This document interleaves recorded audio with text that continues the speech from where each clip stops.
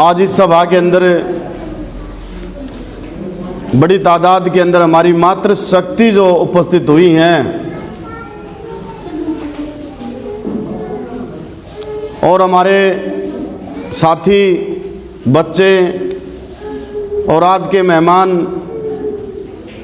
Advocate Sujata Prakash ji Delhi high court से और advocate सुमन Tanwar ji Delhi high court से आप लोगों के बीच में पहुंची हैं। सभी को जय भीम, जय भारत, जय मूल निवासी, जागो मूल निवासी।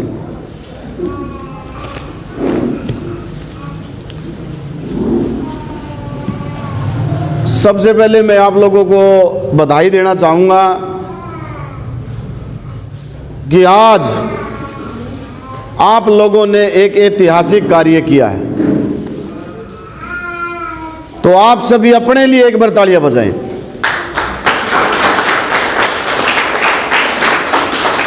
अब वो ऐतिहासिक कार्य क्या है, इधर देखिए। महिला सुरक्षा क्रांति दल, शॉर्ट फॉर्म में मकसद, इस संगठन का मकसद का महिला सुरक्षा क्रांति दल का आज पहला प्रोग्राम, इस संगठन की ओपनिंग भी आप लोगों के द्वारा, ऐतिहासिक कार्य। महिलाओं के लिए ये संगठन तैयार किया गया है, महिलाओं को आगे आने के लिए, महिलाओं को एक प्लेटफॉर्म देने के लिए इस संगठन को तैयार किया गया है। और इस इनॉग्रेशन, ये एक आज इनॉग्रेशन फंक्शन है और इस इनॉग्रेशन फंक्शन पर आप लोगों ने एक ऐतिहासिक कार्य किया है।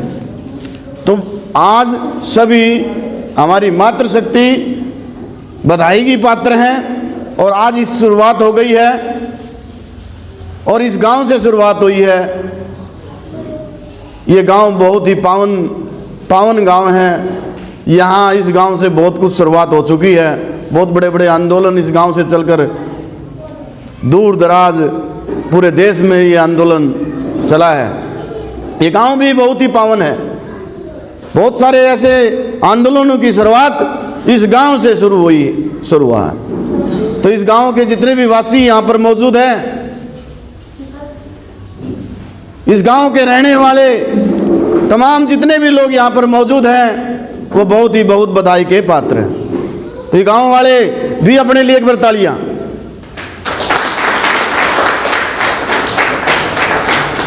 तो साथियों, मेरे साथियों, मेरी मातृशक्तियों, आज विषय रखा गया है कि महिलाओं का शोषण क्यों, क्या कारण है, क्या इनकी जिम्मेवारी है, कौन जिम्मेवार है। मैं बाबा साहब अम्बेडकर की एक बात से कहना शुरू करूंगा कि बाबा साहब अम्बेडकर ने कहा था कि जुल्म करने वाले से ज्यादा गुनहगार जुल्म सहने वाला है। जो जुल्म करता है, जो अत्याचार करता है, खाली वही जिम्मेवार नहीं है, ये अत्याचार सहन करने वाला भी जो बराबर का जिम्मेवार है। तो आप खुद अपने आप की इसको तय कर लीजिए कि जिम्मेवार कौन।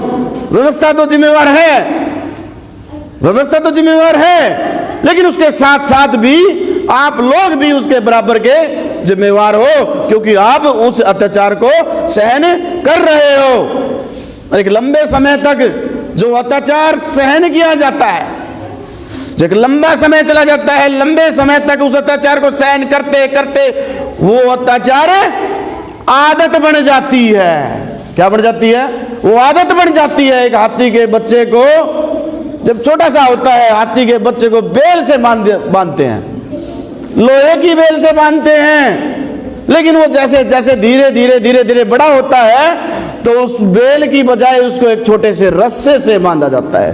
कारण, क्योंकि जब वो छोटा था उसके अंदर ताकत थी, अगर उसको रस्से से बांध दिया जाता तो वो रस्से को तोड़ सकता था, लेकिन उसको आदत डाली, पहले बेड़ियों में लोहे की जो जंजीरों में बांधा गया, बाद में फिर वो रस्से पर उसको आदत पड़ गई और और उसने उस रस्से को तोड़ा नहीं। जैसे एक मेंढक का उदाहरण देता हूं मैं आपको। एक मेंढक को किसी बर्तन के अंदर रख दिया, उस बर्तन के अंदर कुछ पानी डाल दिया और उस पानी को गैस पर या आग पर रख दिया, और वो मेंढक उसके अंदर ऐसे घूम रहा है। धीरे धीरे धीरे धीरे धीरे धीरे जब वो पानी गर्म नहीं था तो उस मेंढक ने प्रयास नहीं किया बाहर आने का, लेकिन वो धीरे धीरे थोड़ा पानी गर्म हुआ तब भी प्रयास नहीं किया उसने। लेकिन जैसे जैसे पानी और गर्म हुआ तब भी उसने प्रयास नहीं किया। लेकिन जब पानी इतना गर्म हो गया, वो जलने लग गया, तब उसने प्रयास किया छलांग लगाने का ऊपर, तो उससे छलांग नहीं लगाई गई, वो उसके अंदर ही मर गया। तो उस मेंढक की तरह नहीं बनना है। तुरंत ही जैसे ही अत्याचार शुरू होता है, आरंभ के अंदर जैसे ही अत्याचार होता है, तो उसी समय रिएक्शन देने की जरूरत है। अगर उसी समय आपने रिएक्शन नहीं दिया, प्रतिक्रिया नहीं दी, तो वो बहुत ही घातक सिद्ध होने वाला है। महिलाओं की बात करते हैं हम। प्राचीन समय के अंदर ये किताब है मदर इंडिया, मिस कैथरीन मियो, ये 1927 में ये किताब छपी थी। और जब ये किताब छपी थी, ये मिस कैथरीन मियो ने लिखा था, और ये अमेरिका के अंदर पब्लिश हुई। अमेरिका की एक विजिटर थी, अमेरिका की रहने वाली थी, जिसने इस किताब को लिखा, मिस कैथरीन मियो। ये भारत आई और भारत में आने के बाद पूरे भारत में घूमी और उसने महिलाओं की दशा देखी, तो महिलाओं की दशा बहुत ही दयनीय थी। इस किताब में महिलाओं का दृश्य दिखाया गया, चाहे वो उच्च बिरादरी से संबंध महिला हो या निम्न बिरादरी की महिला से है। लेकिन पुरुष प्रधान देश के अंदर जो दशा उसने दिखाई, वो उन लोगों को बर्दाश्त नहीं हुआ और इस किताब का विरोध पूरे देश में हुआ 1927 के अंदर। और इस किताब के विरोध में 50 ऐसी किताबें लिखी गई।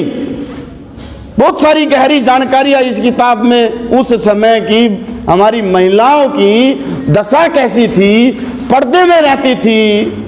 उच्च घरानों की महिलाएं जो स्कूल में चली भी जाती थी, वहाँ का एक कमिश्नर होता था, वो कमिश्नर ये कहता था कि मैं ये स्कूल मेरे अंडर आता है, लेकिन मैं इस स्कूल में जा नहीं सकता।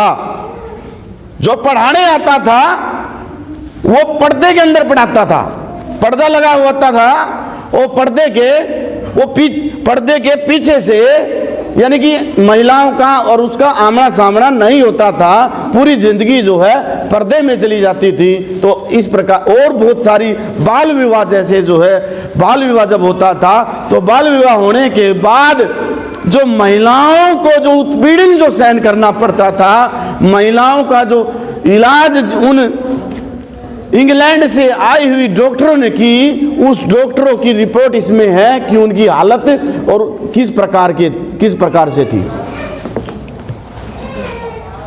तो ये दशा आज उस समय नहीं, उससे पहले भी थी।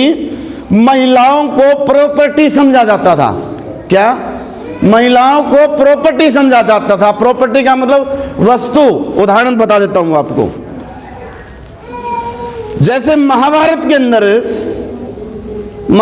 के अंदर जब अर्जुन द्रौपदी को लेकर आता है, तो द्रौपदी को लेकर आता है, अपनी मां के सामने लेकर जाता है, तो कुंती ये कहती है कि आपस में बांट लो। अब बांटने, एक इंसान को क्या आपस में बांटा जाता है? इंसान को आपस में बांटा नहीं जा सकता है, उसको काटा नहीं जा सकता है, लेकिन कुंती ये कहती है कि आपस में बांट लो। अब बांटने का मतलब क्या था कि 5 हो तुम, 5 इसे रखो। विडंबना है उस समय की भी।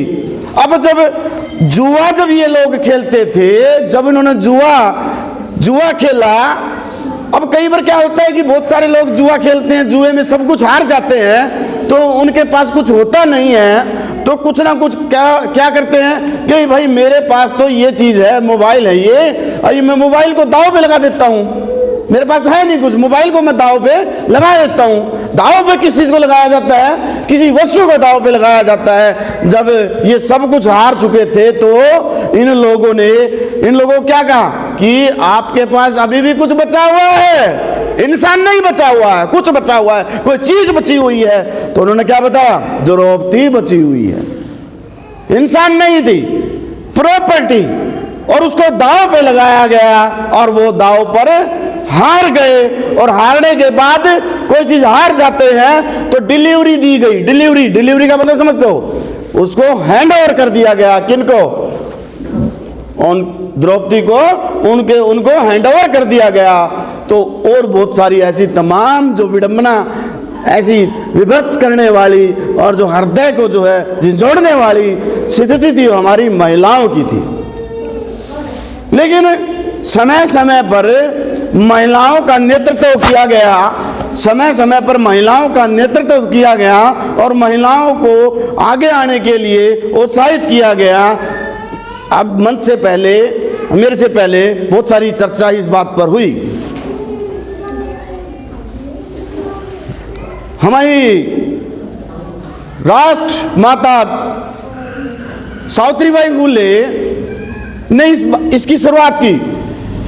मैं जानकारी के लिए आपको बताऊं, मैं ज्यादा पढ़े लिखे की बात नहीं है, मोटी बात है, बिल्कुल सिंपल बात। पूरे वर्ल्ड के अंदर, पूरे विश्व के अंदर, पूरे वर्ल्ड के अंदर, पूरे विश्व के अंदर माता सावित्रीबाई को इंस्पायरेशन के तौर पर देखा गया। जब अंग्रेज आए, अंग्रेज महिलाएं भी आई, लेकिन बड़े सोचने की बात है कि 1848 के अंदर जब माता सावित्रीबाई ने यहाँ पर स्कूल खोले, कॉलेज खोले, उसी समय उनके कार्य से प्रेरणा लेकर इंग्लैंड के अंदर विश्व का सबसे पहले महिला कॉलेज की स्थापना की गई। उससे पहले कहीं पर भी महिला कॉलेज नहीं था, लेकिन माता सावित्रीबाई के काम को देखते हुए अंग्रेजों ने भी प्रेरणा ली और इंग्लैंड के अंदर पहला महिला कॉलेज की स्थापना हुई। इतनी महान शख्सियत, और यानी कि समाज पिछड़ी बिरादरी से थी, माली बिरादरी से थी, लेकिन उन लोगों ने अछूत का मतलब है जिसको छुआ नहीं जा सकता था, अनटचेबल जो है महिलाओं को पढ़ाने का कार्य शुरू किया। और उनके पढ़ाने से महिलाओं के अंदर जागृति आई। ज्योतिबा फूले के आंदोलन से ही बाबा साहब तैयार हुए। अब बाबा साहब अंबेडकर ने महिलाओं की दशा और महिलाओं की बागडोर ली और महिलाओं की समस्याओं को देखते हुए ये आंदोलन चलाया। अब उससे पहले महिलाओं की दशा आप लोगों को पता था कैसी थी, बहुत सारी बातें आपके बीच में रखी गई। अब उस त्याग मूर्ति रमाबाई ने छोटा आंदोलन नहीं किया। त्याग मूर्ति रमाबाई, बाबा साहब अंबेडकर की पत्नी, पहली पत्नी रमाबाई,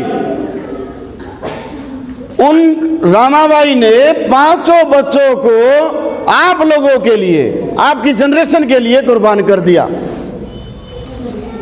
जब सबसे छोटा बच्चा राजरत्न दवाइयों के अभाव में, भुखमरी के अभाव में जब गुजर गया और वो बाबा साहब अंबेडकर की गोद में ऐसे दम तोड़ा, तब उस बाबा साहब अंबेडकर और रमाबाई के पास कफन तक भी पैसे नहीं थे कि उस बच्चे पर कफन डाल दे। रामाबाई ने अपनी साड़ी को फाड़ कर उस बच्चे पर डाला। अब ये सोचिए, आप अपने बच्चों के लिए उस शख्सियत के पास कफन तक भी अवेलेबल नहीं था, कफन तक भी वो अपने बच्चों को नहीं दे पाए, लेकिन आज आप अपने बच्चों को लैटरिन और पेशाब भी उस 10 रुपए 20 रुपए के डायपर में कराते हो, तो वो उनकी वजह से है। किन की वजह से? माता रामाबाई, त्याग मूर्ति और बाबा साहब अंबेडकर जो अपने बच्चों तक को नहीं बचा पाए। किसके लिए? आप लोगों के लिए। घुट घुट कर मर जाऊं, घुट घुट कर मर जाऊं, ना रोने की इजाजत है ना मरने की इजाजत है। रोने की भी इजाजत नहीं है, मरने की भी इजाजत नहीं है। घुट घुट कर मर जाऊं, यही मर्जी मेरे सैयाद की है, मेरी मर्जी नहीं है, मेरे सैयाद की है। ये वर्तमान की मैं बात करूं, आपने सुना होगा इंदिरा गांधी का नाम। इंदिरा गांधी क्या कहती है कि अगर आज मैं इस देश की प्रधानमंत्री हूं तो उसकी एक ही वजह है, परम पूज्य बाबा साहब भीमराव अंबेडकर। परम पूज्य बाबा साहब भीमराव अंबेडकर, अगर बाबा साहब अंबेडकर ना होते, संविधान ना लिखते और संविधान में बराबरी का अधिकार ना देते, तो मैं इस देश की प्रधानमंत्री नहीं होती। मैं धन्य हूं, उस बाबा साहब अंबेडकर ने मुझे अधिकार दिया, मेरी जैसी हजारों महिलाओं को ये बराबरी का अधिकार दिया, राइट टू इक्वलिटी, समानता का अधिकार। जिस महिलाओं को घर की दहलीज लांघने का अधिकार नहीं था, आज उसको पढ़ने का, लिखने का, हवाई जहाज चलाने का, रेल चलाने का, राष्ट्रपति बनने का, इवन प्रधानमंत्री बनने का, जज बनने का अधिकार किसने दिया? परम पूज्य बाबा साहब अंबेडकर ने संविधान में लिखकर, इस संविधान के अंदर, ये संविधान की बदौलत, ये संविधान है जो बाबा साहब अंबेडकर ने लिखा, इसके अंदर परम पूज्य बाबा साहब अंबेडकर ने महिलाओं का अधिकार दिया। अनुच्छेद 14 के अंदर, अनुच्छेद 15 के अंदर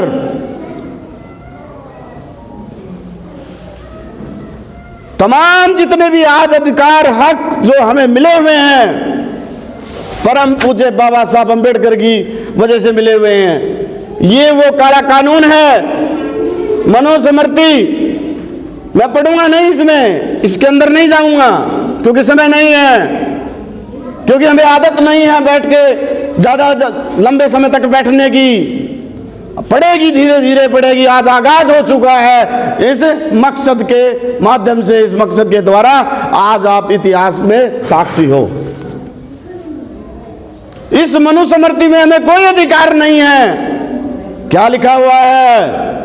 बचपन में माँ बाप के अधीन, बचपन में माँ बाप के अधीन, और फिर शादी होने के बाद पति के अधीन। गलत नहीं बोल रहा। और फिर बुढ़ापे में बच्चों के अधीन। औरत को कभी भी स्वतंत्र ना छोड़े, ये मनुस्मृति बोलती है। औरत को कभी भी खुला ना छोड़े, ये मनुस्मृति बोलती है। लेकिन बाबा साहब अंबेडकर ने कहा कि इनको उड़ने की आजादी दो, उड़ने की आजादी दो। इनको भी सारे अधिकार हैं जो पुरुषों को अधिकार है। तो शोषण कौन करने वाला है?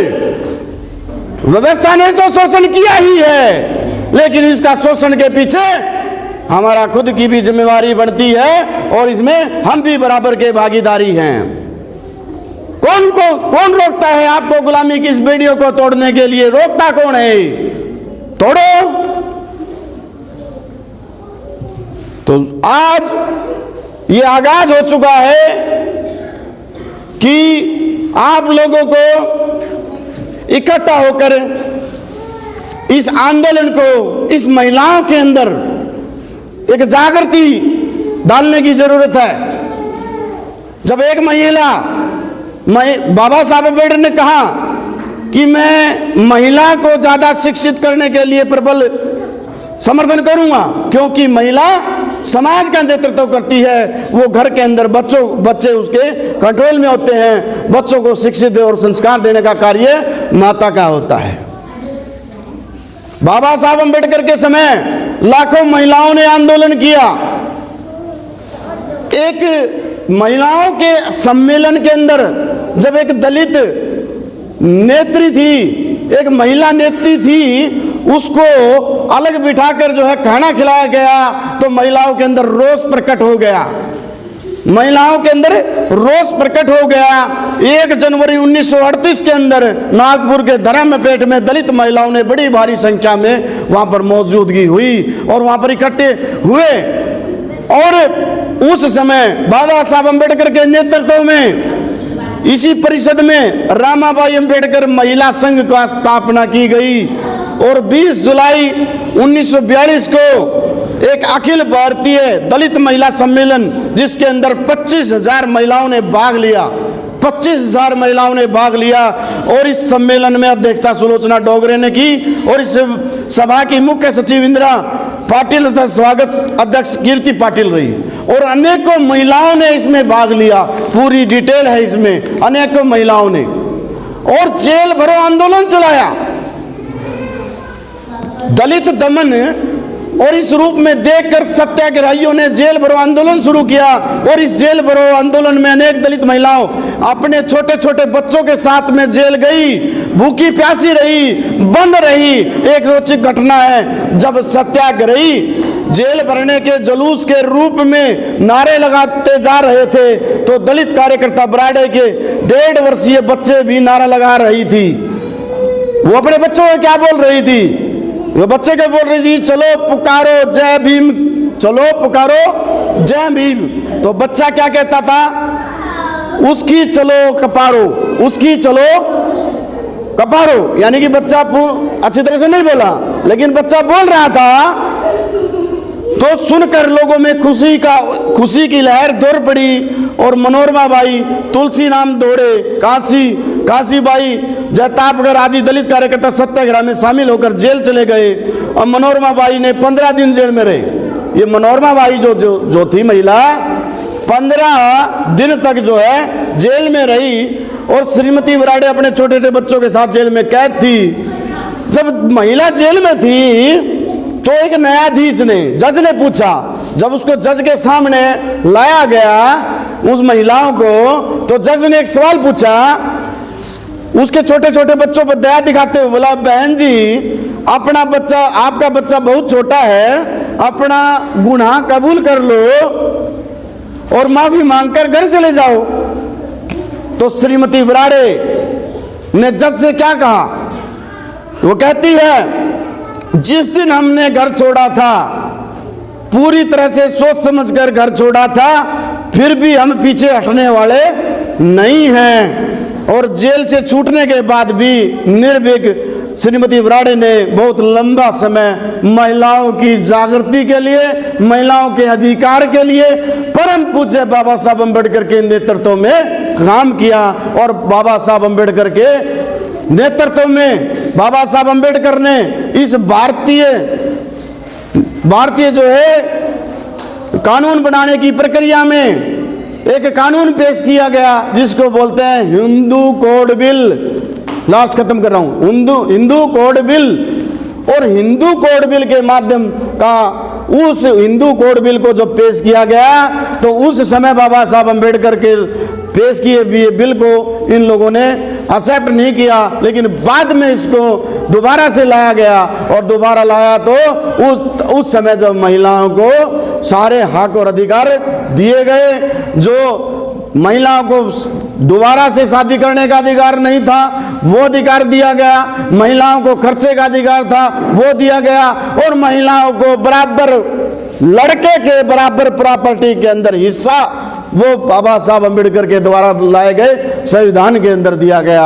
और तमाम प्रकार के अधिकार परम पूज्य बाबा साहब अम्बेडकर के नेतृत्व में, बाबा साहब अम्बेडकर के दिए गए संविधान के अंदर वो दिए गए। आज हमारी महिलाएं डॉक्टर हैं, इंजीनियर हैं, वकील हैं और अन्य बड़े बड़े पदों पर जो है कार्यरत हैं। जब उन महिलाओं की शादी हो जाती है और शादी के बाद 6 महीने पहले, बच्चा होने से 6 महीने पहले और बच्चा होने के बाद 6 महीने बाद, यानी कि 1 साल की मैटरनिटी रिलीफ, यानी कि वो छुट्टी कानून के अंदर सुनिश्चित परम पूज्य बाबा साहब अम्बेडकर ने की।